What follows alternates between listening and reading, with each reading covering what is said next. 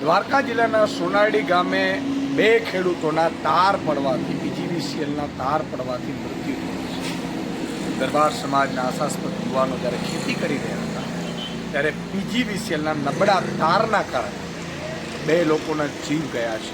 અરેરાટી ફેલાઈ ગઈ છે આખા જિલ્લામાં।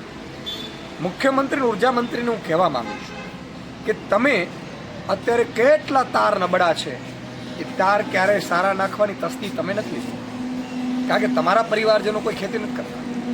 મુખ્યમંત્રી ઉર્જા મંત્રીને બીજી મારે એક વાત કરવી છે કે તમારે જ્યારે પીજીવીસીએલમાં કોઈ કદાચ લંગરિયું નાખી દે છે ખેડૂત એનો ઊભો પાક બચાવવા, ત્યારે તો આતંકવાદીઓ એમ ધાડાના ધાડા તમે ઉતારી દો છો અને કેસ ઉપર કેસ ઠોકો છો।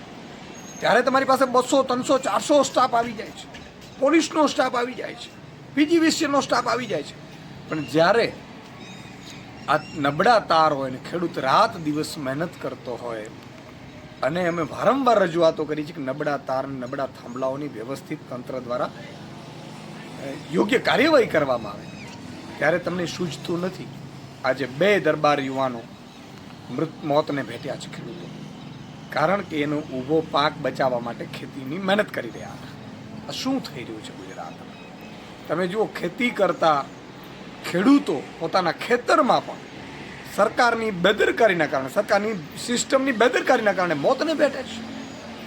આમની યોગ્ય તપાસ થવી જોઈએ, જે જવાબદાર અધિકારીઓ અને જવાબદાર નેતાઓ એની સામે પગલાં લેવા જોઈએ અને આ ખેડૂતોને યોગ્ય વળતર આપે એવી અમે માંગ કરી રહ્યા છીએ।